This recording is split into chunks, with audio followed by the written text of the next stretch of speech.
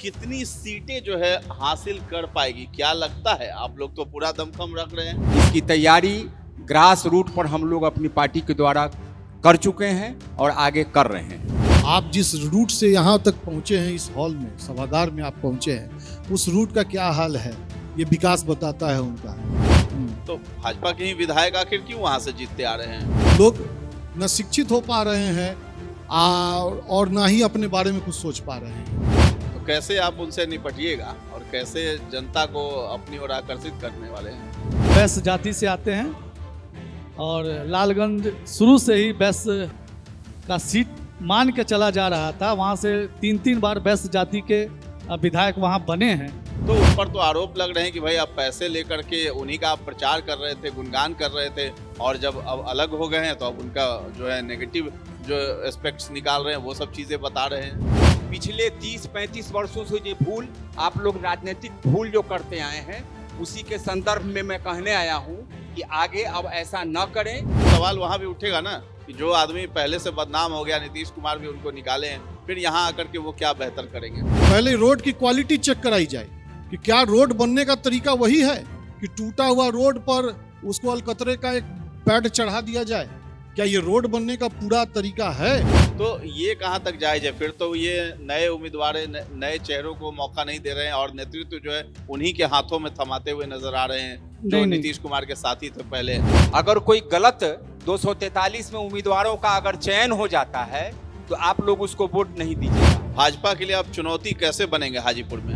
देश में कहीं भी कांड हो जाए, उसमें एक देखिएगा कि वैशाली के एक अपराधियों का नाम जरूर रहे। बिहार को तो लोग मजदूरों की फैक्ट्री बना के रखा है और बड़े गर्व से यहाँ के लीडर जाके बोलते थे कि बिहार से अगर मजदूर नहीं जाएगा तो वहाँ की फैक्ट्रियाँ दूसरे प्रदेशों की बंद हो जाएगी। वर्तमान में हाजीपुर भ्रष्टाचार का मूलभूत अड्डा बन चुका है। हर विभाग का पन्ना पलटिएगा तो कुछ न कुछ भ्रष्टाचार उतरेगा। नमस्कार, न्यूज हाट के चुनावी हाट कॉन्क्लेव में आपका बहुत बहुत स्वागत है। बिहार विधानसभा चुनाव नजदीक है और इसको लेकर के सभी पार्टियां जो है दमखम रखती हुई नजर आ रही हैं बिहार में। इस बीच जो है प्रशांत किशोर की जनसुराज पार्टी है, वो भी अपने प्रत्याशियों को जो 243 विधानसभा सीट है उस पर उतारने की बात कह चुकी है और दावा भी कर रही है। इसी बीच चुनावी हाट कॉन्क्लेव के मंच पर जो है यहाँ पर 3 जनसुराज के नेता आपको सामने दिखाई दे रहे होंगे, जो कि 3 विधानसभा सीट है। पहला तो है महनार है, उसके बाद हाजीपुर और उसके बाद जो है लालगंज।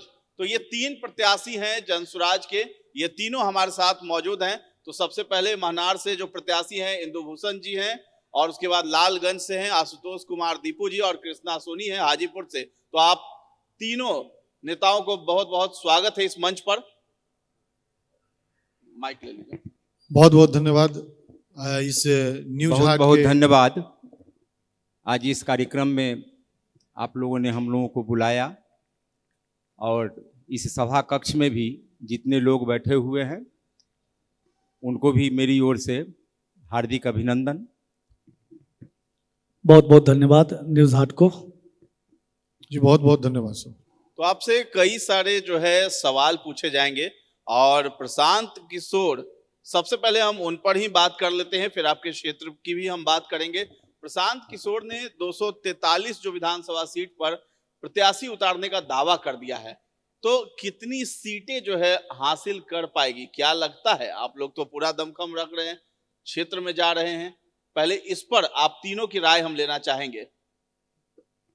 सबसे पहले तो आपने जिस शख्सियत का नाम लिया, लगभग 2-2.5-3 वर्षों से जो उनका कार्यक्रम जो चल रहा है बिहार के सड़कों पर, गांव-गांव में लगभग 5000 गांव में अनेकों सभाएं की, लोगों से मिले, और जैसा कि आपने कहा कि प्रशांत किशोर जी ने जब 2 अक्टूबर को अपनी पार्टी का घोषणा किया, उसके बाद आप लोगों के माध्यम से, मीडिया के माध्यम से, जब उन्होंने कहा कि मैं आने वाले विधानसभा में 243 सीट पर हमारी पार्टी लड़ेगी और ये तय है, बार बार अपने संबोधन में उन्होंने कहा है कि 243 में 242 भी नहीं। इसीलिए ये तय है कि पार्टी 243 विधानसभा सीटों पर चुनाव लड़ेगी और पूरे मजबूती से लड़ेगी। इसकी तैयारी ग्रास रूट पर हम लोग अपनी पार्टी के द्वारा कर चुके हैं और आगे कर रहे हैं। आशुतोष जी, आपका क्या कहना है इस पर?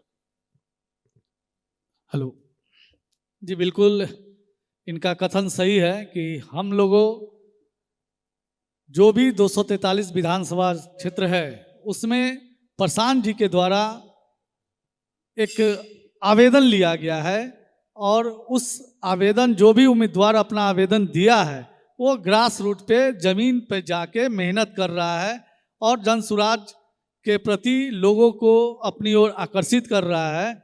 और निश्चित रूप से जो मेहनत जन सुराज के प्रत्याशी अपने विधानसभा क्षेत्र में कर रहे हैं वो मेहनत, वो दमखम किसी भी अन्य पार्टी नहीं कर रही है। इसलिए निश्चित रूप से हम लोगों को सफलता जरूर मिलेगी। तो कृष्णा सोनी जी, आप प्रशांत किशोर को लेकर के बहुत सारे आरोप भी लगते हैं, दावे तो किए जा रहे हैं सीट पर उतरने का, तो उसके बारे में भी आप जवाब दीजिए कि क्या कुछ कहना चाहेंगे और साथ ही साथ जिस सीट पर आप लड़ना चाह रहे हैं वहां के बारे में थोड़ा उसकी समस्याओं को बताइए और कैसे आप उसका निदान भी करेंगे। सबसे पहले तो सभी का आभार। और आपने जो बताया कि 243 सीटों पर लड़ने की जो प्रशांत किशोर जी की जो योजना है वो ऐसे ही नहीं बनी है। पहले इसको समझिए, प्रशांत किशोर जी ने करीब 5,500 गांवों का पदयात्रा कर चुके वो, और पदयात्रा करने के बाद उन सभी गांवों का एक फुटप्रिंट भी उनके पास तैयार है कि उस हर गांव में किस प्रकार से क्या योजना दें। क्योंकि देखिए, हर गांव की भौगोलिक स्थिति सेम नहीं होती है, तो हर गांव की क्या भौगोलिक स्थिति है, क्या उसकी सबका फुटप्रिंट तैयार किया गया और उस पूरे फुटप्रिंट पर काम करने के बाद सारी योजना पर हम लोगों ने काम किया और 243 पर उतारने का प्रशांत किशोर जी ने इस पर फैसला किया है। और बार बार अपने वक्तव्य में वो कहते हैं या तो हम अर्श पर रहेंगे या तो फर्श पर रहेंगे, लेकिन कभी टूटेंगे नहीं। अगर हम सरकार बनाते हैं तो बिहार बदलाव, बिहार के इतिहास में एक अभूतपूर्व पन्ना जुड़ेगा। अगर हम लोग नहीं सक्सेस होते हैं तो उसके लिए भी हम लोग कहीं भयभीत नहीं है। हम लोग फिर से जमीन पर उतरेंगे और हर गांव में जाकर उसको लगातार जागरूक करने का प्रयास करेंगे, उनको शिक्षा के प्रति, रोजगार के प्रति, बच्चों के पलायन के प्रति हम लोग जागरूक करने का प्रयास चलिए, करेंगे। हाजीपुर से आप जो है दावा कर रहे हैं, वहां से आप चुनाव लड़ेंगे। अभी हमारे मंच पर जो है कुछ देर पहले ही अवधेश सिंह वहां से आए थे, जो कि सिटिंग एमएलए है वहां के। तो भाजपा की तरफ से विकास कार्य जो है उन्होंने गिनाया है कि हाजीपुर में बहुत विकास कार्य हुआ है, और पीछे का आप जब इतिहास देखेंगे तो भाजपा ही वहां से हमेशा से जीतती आई है, तो उसको चुनौती आप कैसे देंगे? देखिए, इसमें 2-3 चीजें आपने एक साथ पूछ लिया कि देखिए, पहले तो हाजीपुर के विकास की बात है, तो हाजीपुर में क्या विकास है जनता बखूबी जान रही है। आप जिस रूट से यहाँ तक पहुँचे हैं, इस हॉल में, सभागार में आप पहुँचे हैं, उस रूट का क्या हाल है ये विकास बताता है उनका। और वर्तमान सरकार जो खास तौर से हाजीपुर, इसको हम सरकार ही बोलते हैं, इन्होंने अपने आप को सरकार बना लिया है, वो किसी का सुनते नहीं है। और वर्तमान में हाजीपुर भ्रष्टाचार का मूलभूत अड्डा बन चुका है। हर विभाग का पन्ना पलटिएगा तो कुछ न कुछ भ्रष्टाचार उतरेगा। और जहाँ तक ये हर अपने वक्तव्य में बोलते हैं कि हमारा 90% काम कंप्लीट है, कभी 80% पर आ जाते हैं, कभी 70%, इनको खुद नहीं पता है कि कौन क्या काम किया है। इनको खुद नहीं पता है कि किस जगह पर क्या काम किया जाना है। अभी दयालपुर का भी मैटर अभी मैं देख रहा हूं कि दयालपुर में इन्होंने 2 महीना पहले बोर्ड लगा दिया उद्घाटन का, और वहां पर सड़क बनाने के नाम पर लोगों को झांसा दे रहे हैं। अब तो ये इतने आंख में आंख मिला के झूठ बोलना इतने सालों में सीख गए हैं कि जनता की आंख में आंख मिला के ये झूठ बोल रहे हैं कि मैं शिलान्यास कर रहा हूं, मैं तो बाद में रोड बना दूंगा। क्यों? आखिर इस तरह की स्थिति है तो वहां से फिर भाजपा के ही विधायक एक नहीं है, कई है। तो भाजपा के ही विधायक आखिर क्यों वहां से जीतते आ रहे हैं? हाँ, ये सवाल आपका बहुत बढ़िया है। कि 25 साल से निश्चित तौर पर यहाँ पर बीजेपी की सरकार, बीजेपी के विधायक यहाँ से चुने जाते रहे हैं। इसके भी कई 3, 4, 5 कारण हैं। एक कारण तो ये है कि बार बार यहाँ पर जो बीजेपी की सरकार चुनने में लोग यहाँ पर जातीय समीकरण का भी हम लोग डिनाई नहीं कर सकते हैं कि जातीय समीकरण का भी फैक्टर रहा है। दूसरा, यहाँ पर विपक्ष का कमजोर होना भी एक फैक्टर रहा है कि विपक्ष यहाँ पर उस प्रकार से मजबूती से अपने आप को खड़ी नहीं कर पाई, जिसके कारण भी ये जीतते रहे हैं। और तीसरा कारण है जनता के बीच सही तरीके से मैसेज नहीं पहुंचा पाना, कि मैसेज जनता को योजनाओं के प्रति या जनता के जो मूलभूत जो जरूरतें हैं, वो क्या जरूरतें हैं, उसको इन लोगों ने कमजोर किया है। हाजीपुर में जनता को पूरी योजना के बारे में जानकारी ही नहीं है कि आखिर उनके पास क्या योजना पहुंचनी चाहिए, क्या होनी चाहिए, उनको जानकारी ही नहीं है। तीसरा, यहाँ शिक्षा का जो स्तर गिरा दिया गया, शिक्षा हर सरकारी स्कूल का जो स्तर गिरा दिया गया, लोग न शिक्षित हो पा रहे हैं और ना ही अपने बारे में कुछ सोच पा रहे हैं। ऐसे कई कारण हैं जो यहाँ से बीजेपी की सरकार चुनने में मदद की जा रही है। लेकिन अभी जन स्वराज पार्टी तीसरे विकल्प के रूप में जनता के बीच मजबूती से आई है और जनता के बीच जो रुझान आ रहा है, और आदरणीय प्रशांत किशोर जी की जो सभा है वो भीड़ बताती है। और यहाँ तक कि यहाँ जितने भी जिले में कैंडिडेट है 8 विधानसभा में, वो अपनी सभा करते हैं, लगातार सभा कर रहे हैं। ऐसा नहीं है 1 दिन 2 दिन बीच करके लगातार सभा करते हैं। और लोगों का जिस प्रकार से जुड़ाव हो रहा है, लोग बता रहा है कि लोग बदलाव एकदम चाह रहे हैं और बदलाव होगा और बदलाव को वो एक्सेप्ट करेंगे। आशुतोष जी, क्या हालचाल? लालगंज में कैसा समीकरण बैठ रहा है? आप तो वहां उतर रहे हैं, जिला परिषद के आप चेयरमैन भी हैं, तो लालगंज में भी आपकी चुनौती जो है, सामने खड़े हैं भाजपा के ही एमएलए हैं, तो कैसे आप उनसे निपटिएगा और कैसे जनता को अपनी ओर आकर्षित करने वाले हैं? हेलो, देखिए, उनसे निपटने के लिए कोई योजना बनाना जरूरी नहीं है। जनता खुद मन बना चुकी है कि इस बार एनडीए की जो सरकार, एनडीए के जो विधायक है, भाजपा के जो विधायक है, उनको वहाँ से इस बार निश्चित रूप से वहाँ से सफाया होना तय है। क्योंकि विगत 5 सालों से विकास के नाम पर सिर्फ एक किसी और के अनुशंसा किया हुआ हॉस्पिटल का निर्माण करा देना विकास नहीं होता है। मुझे जिला परिषद अध्यक्ष बने हुए अभी लगभग 1.5 साल हुआ है। आप जाके देख सकते हैं, लालगंज के हर पंचायत में कम से कम जिला परिषद अध्यक्ष आशुतोष कुमार दीपू का बोर्ड जरूर लगा है। और लालगंज ही नहीं, पूरे वैशाली जिला में मैं तो इतना कह रहा हूँ कि जो काम लगभग 20 सालों में जितना काम जिला परिषद के माध्यम से नहीं हुआ, वो लगभग 1.5 वर्षों में जिला परिषद के माध्यम से, जिला परिषद के माध्यम से पूरे वैशाली जिला में हुआ है। और लालगंज समीकरण की बात है तो वहाँ पर हम वैश्य जाति से आते हैं और लालगंज शुरू से ही वैश्य का सीट मान के चला जा रहा था। वहाँ से 3 बार वैश्य जाति के विधायक वहाँ बने हैं, तो निश्चित रूप से वहाँ कोई समस्या नहीं होगी, ये मैं अच्छी तरीक़ा से जानता हूँ।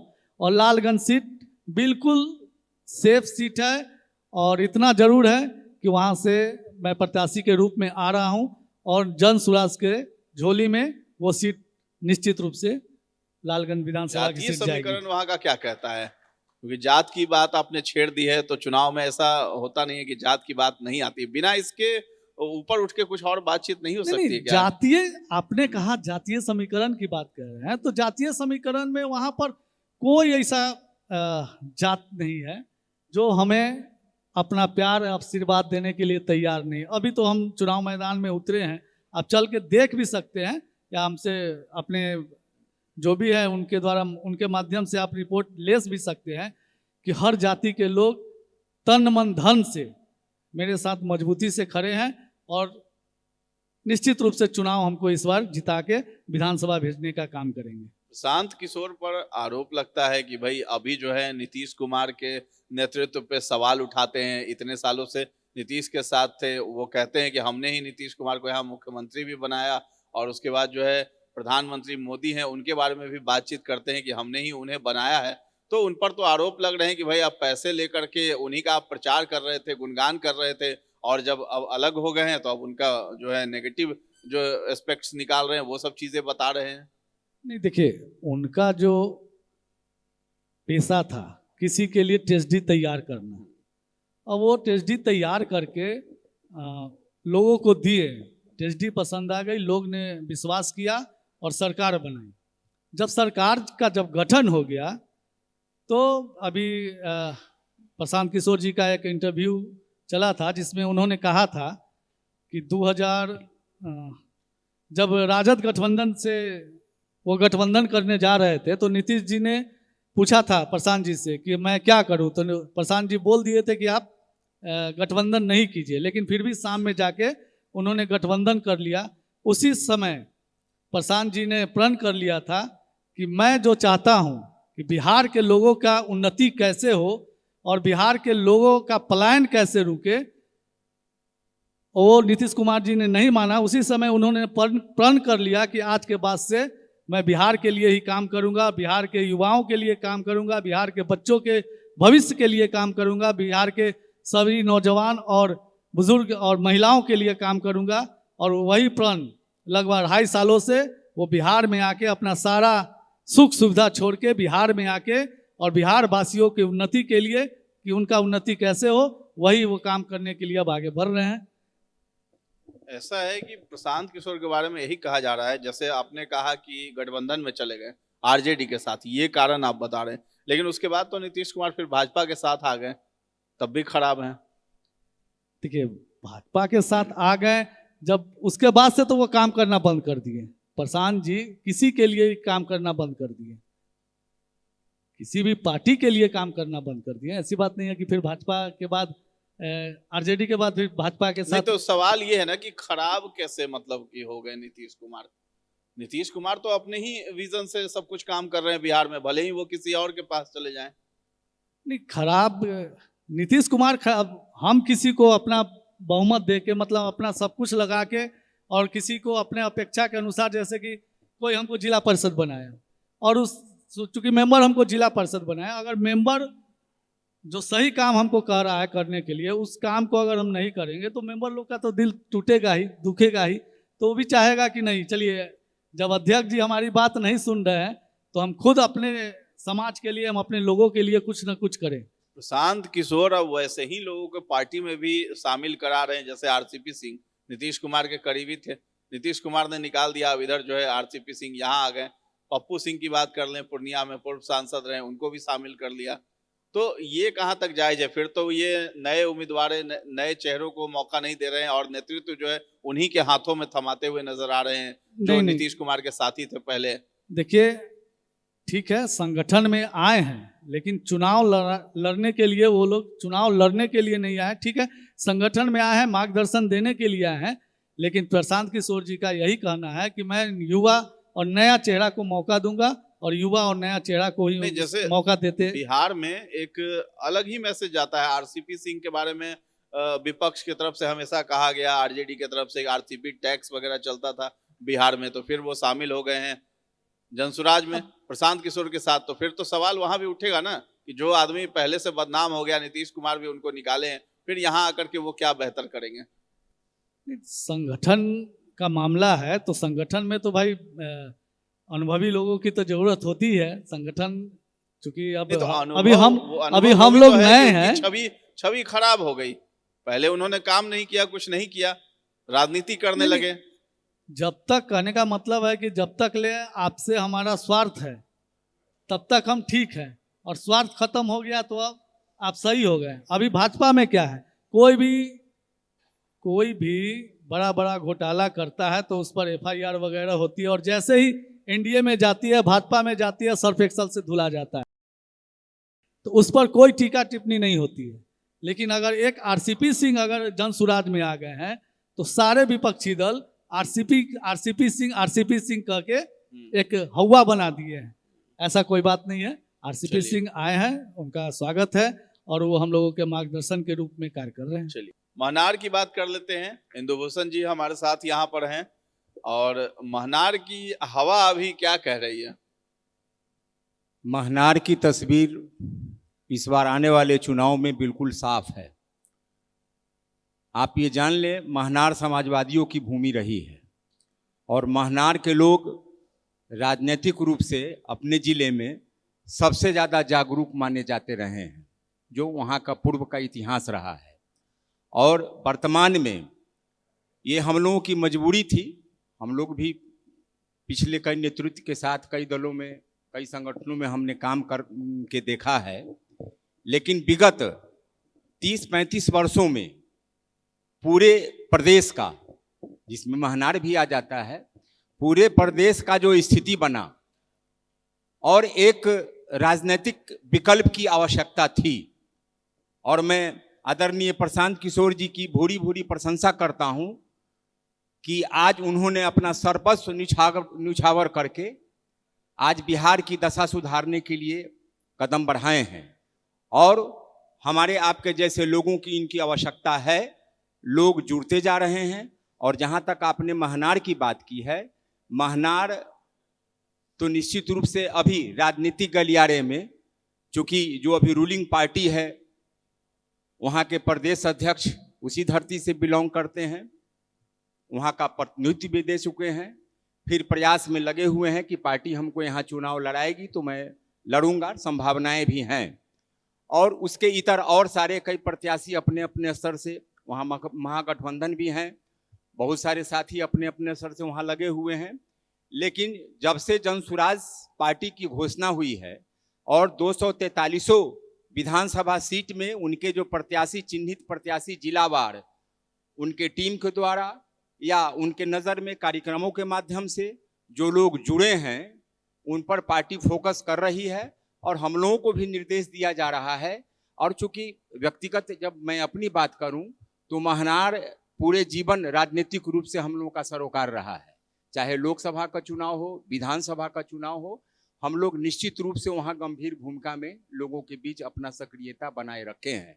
और इसी उम्मीद के साथ मैं प्रशांत किशोर जी के बुलावे पर मैं उनसे जुड़ा हूँ, उनके विचारधारा से प्रभावित होकर मैं जुड़ा हूँ। और निश्चित रूप से आने वाले समय में ये जो समय की मांग है, हमको उम्मीद है कि महनार अव्वल दर्जे का अपना परिणाम देगा, ये ऐसी उम्मीद है और हम लोग अथक प्रयास कर रहे हैं दिन रात। इंदुभूषण जी, ये सवाल है कि प्रत्याशी को वोट देने से पहले जनता जो है नेतृत्वकर्ता को देखती है कि पार्टी का नेतृत्व किसके हाथों में है। प्रशांत किशोर जिस तरीके से रोजगार, पलायन, इन सभी मुद्दों को लेकर के जो बातचीत कर रहे हैं, वही बात जो है नेता विरोधी दल जो है वो भी इसी बात को दोहरा रहे हैं। तो भिन्नता, अंतर क्या है दोनों में, और जनता कैसे फिर डिसाइड कर पाएगी कि किसे वोट देना है, किसके प्रत्याशी को? बड़ा ही अच्छा प्रश्न आपने किया है। जैसा कि आपने कहा, कुछ मुद्दों के संदर्भ में जो आज जो सरकार में बने हुए जो पार्टियां हैं, नेता हैं, वो भी इन मुद्दों पर कुछ बोलना शुरू किए हैं। आप भी इसको अच्छी तरह जानते हैं कि इन मुद्दों को, और हम लोगों को लिखित रूप में, हम लोगों का जो ये मैनिफेस्टो बना हुआ है जिसको लेकर हम लोग जनता के बीच जाते हैं, बिल्कुल इस तरह के जिस पर आदरणीय प्रशांत किशोर जी की तस्वीर लगी हुई है और उन मुद्दों को भी दर्शाया गया है। और इन मुद्दों को लेकर आज जो पार्टी में हैं लोग, जो नेता लोग हैं, इन मुद्दों की भी चर्चा। पहले पलायन शब्द का उपयोग जो सरकार में यहाँ पर बने हुए हैं लोग करते थे क्या? यहाँ पर जो भी पलायन बिहार से, बिहार को तो लोग मजदूरों की फैक्ट्री बना के रखे हुए हैं और बड़े गर्व से यहाँ के लीडर जाके बोलते थे कि बिहार से अगर मजदूर नहीं जाएगा तो वहाँ की फैक्ट्रियाँ दूसरे प्रदेशों की बंद हो जाएगी। ये नहीं कहते थे कि यहाँ बिहार में फैक्ट्री हम लगाएंगे, यहाँ के मजदूर को हम पलायन नहीं होने देंगे। तो आज ये मुद्दे प्रशांत किशोर जी के द्वारा जो उठाए गए हैं, इन्हीं का नकल करके इन मुद्दों को, चूंकि मुद्दा इतना सटीक है, यही तो हम लोगों की ताकत है कि मैंने ऐसे मुद्दों को उखाड़ा है जो बिल्कुल यहाँ की आम जनता को हृदय को छू रही है। कोई प्रशांत किशोर जी की सभा में जब आते हैं, या ये लगातार जो पैदल चल के अपनी बात का, प्रशांत किशोर जी के आप सभा में आपने मार्क किया होगा कि कभी भी वो पॉलिटिकल भाषण नहीं देते हैं और वो स्पष्ट रूप से कहते हैं कि मैं यहाँ आपके बीच वोट मांगने नहीं आया हूँ। पिछले 30-35 वर्षों से ये भूल, आप लोग राजनीतिक भूल जो करते आए हैं, उसी के संदर्भ में मैं कहने आया हूं कि आगे अब ऐसा न करें। आपके बच्चे जो बाहर पढ़ने जा रहे हैं, बाहर नौकरी के लिए जा रहे हैं, इसको रोकिए और उसके लिए इनके पास बहुत सारा आगे के भविष्य के लिए प्लानिंग है और सारे कई मुद्दे हैं जो इनके द्वारा चर्चा की जा रही है। उस पर बहुत मजबूती से डाटा के साथ ये काम चल रहा है और निश्चित रूप से यहाँ की महान जनता जब सरकार में आने का अवसर देगी तो अक्षरशः इन मुद्दों को पालन करने का प्रयास किया जाएगा। चलिए आशुतोष जी, संक्षेप में कुछ सवाल हैं, उसका जवाब दीजिएगा और फिर इसको खत्म किया जाएगा चर्चा को। तो आपका लालगंज क्षेत्र है, वहां से आप चुनाव लड़ने वाले हैं। मुन्ना शुक्ला कोई फैक्टर रहेंगे क्या?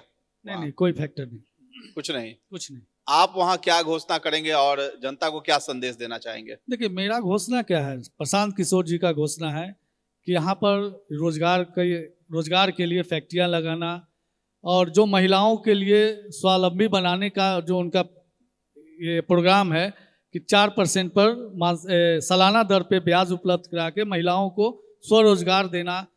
बच्चों के लिए जो गरीब के बच्चा अगर जब तक ले सरकारी स्कूल में पढ़ाई सुदृढ़ नहीं हो जाती है, बढ़िया पढ़ाई की व्यवस्था नहीं हो जाती है, उन सभी गरीब के भी बच्चा को भी प्राइवेट स्कूल में दाखिला कराकर पढ़ाना और यहाँ से पलायन को रोक देना है और वृद्धाओं को 2000 रुपया प्रति माह पेंशन देने का जो भी योजना है, उस सब योजना को लेके हम लोग धरातल पर जा रहे हैं और जनता इसको स्वीकार कर रही है।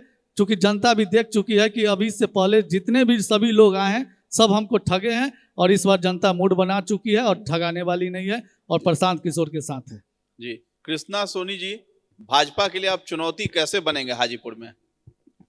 देखिए, चुनौती बनने की बात जनता सारी समझ रही है। जनता जिस कदर से हाजीपुर की त्रस्त है और ये भ्रष्टाचार का जो आलम झेल रही है, एक सुविधा मिली हो हाजीपुर की जनता को तो आप जनता के बीच जाके इसको समझ लीजिए। मैं खुद यहाँ पर भुक्तभोगी हूँ।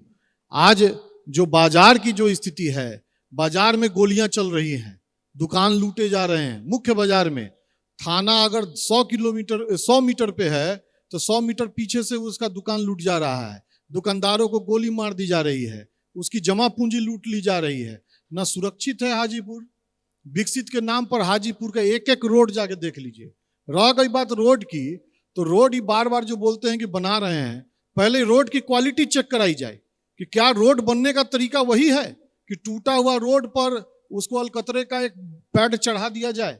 क्या ये रोड बनने का पूरा तरीका है कि वो रोड बन रहा है? ये सिर्फ चुनाव के समय में चिकनाहट दिखा देना है।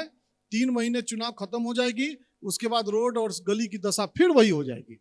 और जिस प्रकार से एक एक गली, हाजीपुर की एक एक गली गिनती गिना देंगे तो यहाँ पर तो पूरा गली आ जाएगा। आप गांधी आश्रम में चले जाइए, इतने दिनों से पानी जमा है कि वहां पर अभी दूसरी बीमारियां जन्म लेने लगेंगी। तो ये इन्होंने भ्रष्टाचार का एक गढ़ बना लिया है हाजीपुर 25 वर्षों में, जिसको जनता समझ रही है। और कभी भ्रष्टाचार के इस गढ़ को छिपाने के लिए कभी चाइना तक का नाम ले लेते हैं। ये तो अमेरिका का नाम नहीं लिया अभी तक, लेकिन चाइना का नाम लेते हैं कि चाइना का कंपनी को टेंडर दिए, अब भाग गया। इसमें भी एक बहुत बड़ा चीज है कि इनका अगर जो बयान वो सुनिएगा तो कहते हैं क्या कि चाइना के कंपनी को टेंडर मिला 100 करोड़ या 129 करोड़ समथिंग होगा, एग्जैक्ट अमाउंट पता नहीं है, जो 70-80% काम करके भाग गया। उसके बाद कहते हैं क्या कि उसके बाद टेंडर प्रक्रिया में देरी हुआ, फिर हम लोग टेंडर किए, अब फिर 150 करोड़ मंगा लिए। अब हमको एक गणित बताइए कि जो कंपनी 80% काम करके 70% काम करके उन्हीं के जुबान पर, काम तो वो भी नहीं हुआ है, अगर काम करके चला गया है तो क्या 20% 30% बचे हुए काम के लिए फिर 150 करोड़ 100 करोड़ आएगा? ये देखिए भ्रष्टाचार का आलम क्या है, ये देखिए, ये समझने की जरूरत है। जनसुराज जो आप जीतते हैं वहां से तो भ्रष्टाचार पर नकेल कसेंगे। हाजीपुर को सबसे पहले विकसित बनाने की हमारी प्रक्रिया है कि हाजीपुर पटना के ठीक बगल में है, राजधानी के सुख सुविधा से लैस होनी चाहिए। मात्र 3-4-5 किलोमीटर गांधी सेतु का डिफरेंस है, तो उसको उस पार राजधानी है, इस पार हाजीपुर है। तो राजधानी के तर्ज जैसा राजधानी में जो सुख सुविधा है वैसे तर्ज पर हाजीपुर को विकसित होनी चाहिए। साथ साथ हाजीपुर में उच्च क्वालिटी की शिक्षा की व्यवस्था होनी चाहिए। हमने अभी केंद्रीय विद्यालय के लिए भी लड़ाई लड़ी, लंबी लड़ाई लड़ी। आज वो भूमि पूजन किए, जो भी किए, लेकिन उसमें आंदोलनकारियों का जो हिस्सा रहा, आंदोलनकारी अगर नहीं आ गया होते तो हमको लगता है कि केंद्रीय विद्यालय यहाँ से बंद हो गया होता। तो विकसित के साथ साथ शिक्षित हाजीपुर के लिए भी हमने पूरा रोड मैप बना रखा है। और तीसरा सबसे जो अहम है, हाजीपुर की सुरक्षा।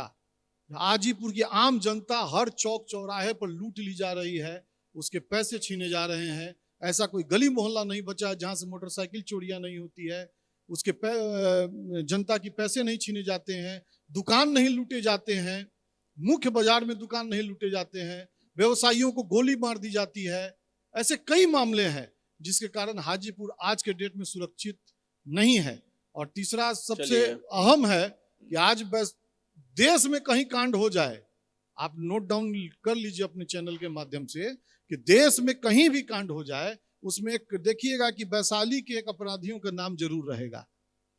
यही बताने के लिए काफी है कि किस प्रकार से असुरक्षा की स्थिति वैशाली जिला और खास तौर से हाजीपुर में बनी हुई है। तो इसको सुधारना बहुत जरूरी है ताकि हम अच्छी हवा में सांस ले सके और विकसित, शिक्षित और सुरक्षित हाजीपुर के लिए जनसुराज को आना बहुत जरूरी है। इंदुभूषण जी, महनार की जनता को क्या संदेश देना चाहेंगे? माइक ले लीजिए। महनार की जनता को मैं यही आज के इस कार्यक्रम के माध्यम से संदेश देना चाहते हैं कि विगत वर्षों से जो हम लोग राजनीतिक भूल करते आ रहे हैं, हम लोग व्यक्ति विशेष, जाति विशेष और पार्टी विशेष में जो टुकड़ों टुकड़ों में बटे हुए हैं विभिन्न लीडरशिप में, इससे ऊपर उठिए और आने वाले अपने बच्चों के भविष्य के लिए, अपने समाज के भविष्य के लिए कुछ तो सोचिए। जो जनसुराज जो करना चाह रही है, आइए जनसुराज का जो विचारधारा है उससे जुड़ें और हम लोगों का साथ दीजिए। तो निश्चित रूप से जो जनसुराज का विजन है पूरे बिहार के लिए आने वाले समय में, उसमें महनार मजबूती से अग्रणी भूमिका में रहेगी। और यही मैं आग्रह कर रहा हूं वहां के सभी साथियों से, जो भी पॉलिटिकल साथी हैं, जो जागरूक मतदाता हैं, कि अब जो पिछली दफा हम लोग भूल करते आ रहे हैं अब उसको न दोहराएं और एक अच्छे साफ सुथरा छवि को जो प्रत्याशी के रूप में आपके बीच आए। ऐसा कोई आज तक अपने लीडरशिप में किसी ने मंच पर नहीं कहा है। अभी प्रशांत किशोर जी के द्वारा आप लोग भी सुनते होंगे कि अगर हमारे पार्टी से अगर कोई गलत 243 में उम्मीदवारों का अगर चयन हो जाता है तो आप लोग उसको वोट नहीं दीजिएगा। ऐसा किसी पार्टी के नेता ने अपने मंच पर से आज तक कहने का हिम्मत नहीं दिखाया है कि मेरे पार्टी से भी अगर कोई गलत लोगों का चयन अगर कर ले टिकट लड़ने तो आप उसको मत दीजिएगा। सामने में जो भी किसी पार्टी का सबसे साफ सुथरा छवि लोग होगा उसको मत दें। तो हम लोग इस धारणा के हमेशा पक्षधर रहे हैं, साफ सुथरे छवि लोग राजनीति में आए, सभी साथियों से आग्रह करते हैं और वैसे ही लोगों को चयनित करके ऊपर में भेजें, तभी आने वाले समय के लिए अपने प्रदेश के लिए कल्याण होने वाला है। तो जनसुराज के ये तीन जो है प्रत्याशी हमारे सामने हैं, महनार, लालगंज और हाजीपुर। इन सभी का यही संकल्प है कि वहां से जो है सुरक्षित सबसे पहले अपने क्षेत्र को बनाना है, साथ में भ्रष्टाचार मुक्त करना है और सुशासन की जो है सरकार वहां पर बनानी है। इसके लिए जो है प्रशांत किशोर को ये लाने की बात कर रहे हैं यहाँ पर। और ये तीन प्रत्याशी हमारे साथ जुड़े थे। चुनावी हाट कॉन्क्लेव मंच है न्यूज हाट का, इस पर आप तमाम जो प्रत्याशी हैं आने के लिए आपका बहुत बहुत धन्यवाद है। और ये आपको ये चर्चा कैसी लगी है ये सब हमें आप जरूर बताएं कमेंट में जाकर के। फिलहाल आप सभी लोगों का बहुत बहुत धन्यवाद।